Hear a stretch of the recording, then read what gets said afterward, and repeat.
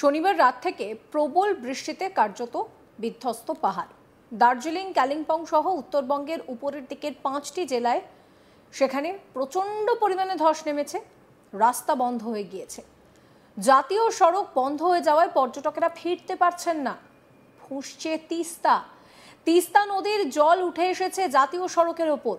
জানা গিয়েছে এই পরিস্থিতিতে সোমবার 6ই অক্টোবর উত্তরবঙ্গ সফরে যাচ্ছেন রাজ্যের মুখ্যমন্ত্রী মমতা ব্যানার্জি। সঙ্গে থাকবেন মুখ্য সচিব মনোজ পান্ত।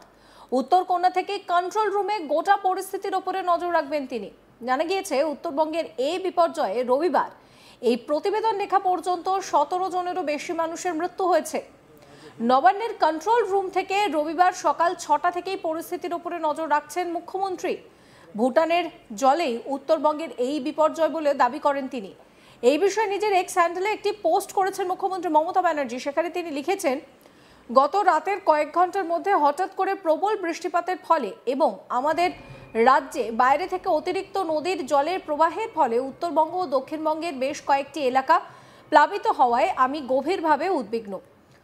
গতকাল রাতে উত্তরবঙ্গে 12 ঘন্টার মধ্যে 300 মিলিমিটারের বেশি বৃষ্টিপাত হয়েছে এবং একই সঙ্গে যেটা দেখা যাচ্ছে যে ভুটান ও সিকিম থেকে সেই নদীর জল আসছে, যা অতিরিক্ত প্রবাহের কারণ। এর ফলে বিপর্যয় দেখা দিয়েছে।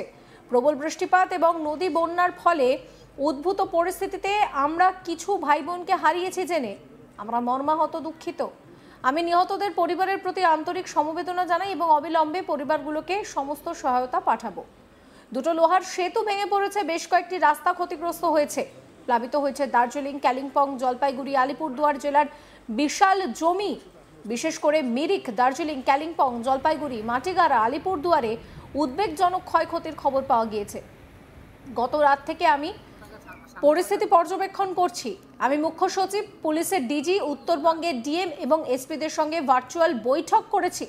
এই বৈঠকে গৌতম দেব এবং অনিক থাপার মতন জনপ্রতিনিধিরা উপস্থিত ছিলেন। আমি ক্রমাগত যোগাযোগ রাখছি এবং এই বিষয়ে আগামীকাল আমার মুখ্য সচিবের সঙ্গে ব্যক্তিগতভাবে উত্তরবঙ্গ সফর রয়েছে।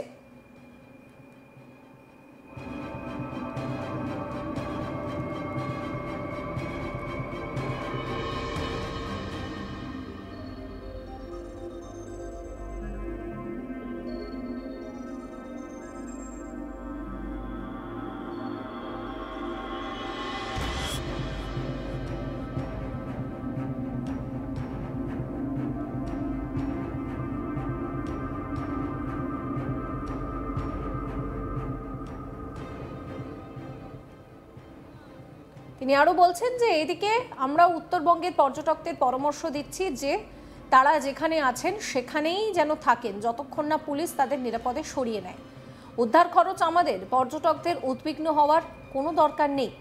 কিছু জায়গা যেরকম মিরিক প্রাকৃতিক অবস্থানের কারণে মারাত্মকভাবে ক্ষতিগ্রস্ত হয়েছে, আবার অনেক জায়গাও আমাদের নিবিড় পর্যবেক্ষণে রয়েছে। আমি ব্যক্তিগতভাবে সব তথ্য সংরক্ষণ করছি, নির্দেশ দিচ্ছি এবং পরিস্থিতি ক্রমাগত জরিপ করছি। আমাদের কর্মকর্তা এবং পুলিশ সর্বত্র ক্ষতিগ্রস্ত সকল ব্যক্তিদের সকল রকমের সহায়তা প্রদান করবে। এদিকে রাজ্য পুলিশের তরফে এক্স হ্যান্ডেল একটি পোস্ট করা হয়েছে। সেখানে লেখা হয়েছে, গত রাতে ভারী বৃষ্টির কারণে দার্জিলিংয়ের কিছু রাস্তায় ধস নেমেছে, যার ফলে যান চলাচল ব্যাহত হয়েছে। রাস্তা পরিষ্কারের কাজ চলছে এবং শীঘ্রই যান চলাচল স্বাভাবিক হবে বলে আশা করা হচ্ছে। যে সমস্ত পর্যটক আটকে পড়েছেন বা সহায়তার প্রয়োজন, তারা দার্জিলিং পুলিশ কন্ট্রোল রুম, যেখানে একটি নাম্বার দেওয়া হয়েছে, সেই নাম্বারটি হলো 9147889078 9147889078। এই নাম্বারে যোগাযোগ করতে পারেন।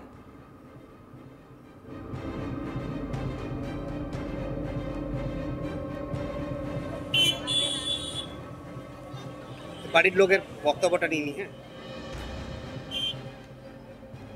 পাহাড়ে রাতভর লাগাতার বৃষ্টির জেরে মালবাজার মহকুমার নাগরাকাটা সহ বিস্তীর্ণ এলাকায় একাধিক নদী যে জল, সেই নদীর জলে ভাসছে বিস্তীর্ণ এলাকা।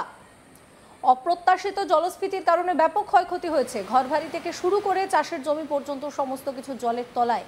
তিস্তা, মাল ইত্যাদি নদী সহ অন্যান্য পাহাড়ি নদীগুলির জলস্তর বিপদসীমার অনেক উপর দিয়ে বইছে, যার ফলস্বরূপ এই ভয়াবহ বন্যা পরিস্থিতি তৈরি হয়েছে। মূলত হিমালয়ের পাদদেশ ও পাহাড় সংলগ্ন অঞ্চলে অতিবৃষ্টির ফলেই নদীর জল হঠাৎ বেড়ে যায়। এই ধরনের আকস্মিক জলস্ফীতি বা হরপা বানের মতো পরিস্থিতি মালবাজার মহকুমায় বন্যার মূল কারণ। স্থানীয় সূত্রে খবর, নাগরাকাটা ব্লকের বিভিন্ন গ্রাম যেমন সুখানি, আংরাভাষা ইত্যাদি জায়গায় কিন্তু কাঁচা বাড়ি ক্ষতিগ্রস্ত হয়েছে, কোথাও কোথাও বাড়ি ভেঙে পড়েছে। কয়েক হাজার বিঘা চাষের জমি এখন জলের তলায়। এই নিয়ে আমার কলিগ রাজেন প্রধানের একটি রিপোর্ট দেখাবো আপনাদের। আমরা জলপাইগুড়ি জেলার নাগরাকাটা অঞ্চলে রয়েছি, আর এই মুহূর্তে আমার পাশ থেকে বয়ে যাচ্ছে একটি সুখানি নদী। কিন্তু গতকাল রাতে যেভাবে হচ্ছে পাহাড়ি খরস্রোতা জল এই অঞ্চলে ঢুকে পড়েছে, আর সেক্ষেত্রে কিন্তু মানুষ বুঝতেও পারেনি যে এইভাবে কিন্তু গাড়িগুলো ধসে যাবে। এবং পাশাপাশি দেখছেন এই ঘরের ভিতরে যেভাবে জল প্রবেশ করেছে এবং গাড়িগুলো কিন্তু পুরো কাদা মাটির ভিতরে রয়েছে। অপরদিকে এই যে ঝোড়াটি রয়েছে, যে এই ঝোড়ার কিন্তু এই জলঢাকা নদীর সাথে যোগাযোগ রয়েছে এবং পাশাপাশি চা বাগান রয়েছে। এবং এখানে যেটা আমরা যেটা লক্ষ্য করতে পারছি, যে আমি ক্যামেরাম্যানকে বলবো যে এই যে জিনিসটা দেখা যায় যে এইভাবে যে রাস্তা পাল নেমে যাচ্ছে এবং এখানে প্রচুর খরস্রোতা জল যেটা রয়েছে সেটা মানুষের বাড়িতে ঢুকেছে, প্রচুর কৃষি জমি নষ্ট হয়েছে। এই মুহূর্তে এই এলাকার মানুষগুলো রয়েছে, আমি তাদের সাথে একটু কথা বলে নেব। তাদের সাথে কথা বলতে চাই। আপনার নাম কি দাদা? আমার নাম রাজা, ডাকনাম রাজা, আসল নাম সৈয়দ। রাতে কটার সময় এটা হয়েছে? 3টা, 3:30 থেকে হয়েছে। আমি তো আমার বউকে এক গলা জল থেকে পার করে আমি পাশে রাহুল প্রসাদের বাড়িতে আমরা আশ্রয় নিয়েছিলাম রাত্রেবেলা। আমার তো সব ভেসে গিয়েছে, টোটো সব ডুবে গেছে। যত আমার ঋণ ধার করে যা কিছু কাপড় চোপড় একটু উঠাইছিলাম ব্যবসা করার জন্য, কিচ্ছু নাই, এখন আমার সব ভেসে চলে গেছে। তো সেক্ষেত্রে কি জেলা প্রশাসন থেকে কেউ আসছে আপনাদের রেস্কিউ করার? এখন পর্যন্ত কেউ আসেনি। আমরা এখন পর্যন্ত না খেয়ে আছি, এখন কিছু খাইনি এখন পর্যন্ত। আমার বাড়িঘর অবস্থা শেষ, বাড়িঘরে একেবারে কাদা জমে শেষ হয়ে গেছে। জেলা প্রশাসনের পক্ষ থেকে দাবি করা হয়েছে যে এনডিআরএফ বা এসডিএফ আর্থিক টিম পাঠানো হয়েছে, এরকম কিছু আপনারা পেয়েছেন? এখন পর্যন্ত কিছু পাইলে কেউ আসেনি এখন পর্যন্ত। দেখো, জেলা প্রশাসন যদি দাবিও করে থাকে এনডিআরএফ এবং এসডিএফ টিম তারা পাঠিয়েছে, কিন্তু এই মুহূর্তে এলাকা মানুষ যারা বলছে যে এই মুহূর্তে কোনো ধরনের কিন্তু সাহায্য তারা পায়নি। এবং পাশাপাশি যেটা রয়েছে যে চা বাগান যেটা রয়েছে এবং চা বাগান কেন্দ্র সহ এই যে নাগরাকাটা যে গ্রামটা রয়েছে সেটা কিন্তু অধিকাংশ প্লাবিত। কিন্তু একটা কথা স্মরণ করা নিয়ে যেতেই পারে যে ঠিক 1968 সালের কিন্তু 4 অক্টোবর এইভাবে কিন্তু জলপাইগুড়ি জেলা সম্পূর্ণভাবে প্লাবিত হয়েছিল। এবং সেই দিনটাকে ধরে 1968 সালে যে ভয়াবহ বন্যা এবং সেই বন্যাকে নিয়ন্ত্রণে কোনো ভৌগোলিক অবস্থান আছে কিনা সেটা কিন্তু সময় বলবে। স্থানীয় বাসিন্দা কি বলছেন শোনাবো আপনাদের। बोलिए तो दादा, कितना बजे से आया पानी? 2 बजे। रात को 2 बजे से। आप लोगों को कब कितना बजे तक पता चला? मोटा हम तो 11 बजे जगह हुए। कहाँ से आता है ये पानी? क्या लगता है आपको? कहाँ से? पानी तो ऊपर पहाड़ से निकलता है ना। ये नदी का नाम क्या है? नदी का नाम तो कुर्सी झोरा। এসডিও শুভম কুন্দলের কথাও শোনাবো আপনাদের। तो हमें आज सुबह खबर मिली कि यहाँ पे थोड़ा सा पानी का बहाव बढ़ गया है। कल रात से आप जानते हैं यहाँ पे बारिश हो रही है, तो हमारी पूरी टीम जो है, ब्लॉक ऑफिस की टीम, हमारी पुलिस भी और हमारी डिस्ट्रिक्ट एडमिनिस्ट्रेशन की तरफ से भी हम सबको पता चला, तो इमीडिएटली केम है and pole of team approach लेके हमारा एसडीआरएफ, हमारे सिविल डिफेंस वॉलेंटियर्स सब मिल के यहाँ पे काम कर रहे हैं। কি বলছেন পঞ্চায়েত প্রধান সোনালী বিশ্বাস, শোনাবো। কালকে রাত্রে তো প্রচণ্ড বৃষ্টি হওয়াতে, তারপরে ঝড় বৃষ্টি এত মানে জোরে বৃষ্টি আসাতে নদীর জলস্তর খুব পরিমাণে বেড়েছে। বাড়ার ফলে এই ব্রিজটা নিচ দিয়ে যে মাটিটা ছিল সেটা ধসে গেছে, সেজন্যই ব্রিজটার এই খারাপ পরিস্থিতি। বিজেপির তরফে মনোজ টিক্কা কি বলছেন শুনুন।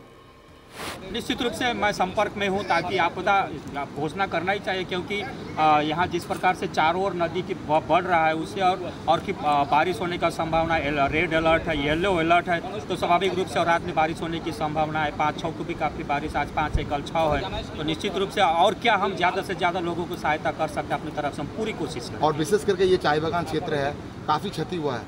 हाँ, मैं लंकीपड़ा बगान में तो घर में पानी घुसा हुआ है और कई एक जगह में घुसा, हमें सूचना मिल भी रहा है। সমস্ত খবরের আপডেটের জন্য চ্যানেলটিকে সাবস্ক্রাইব করতে ভুলবেন না।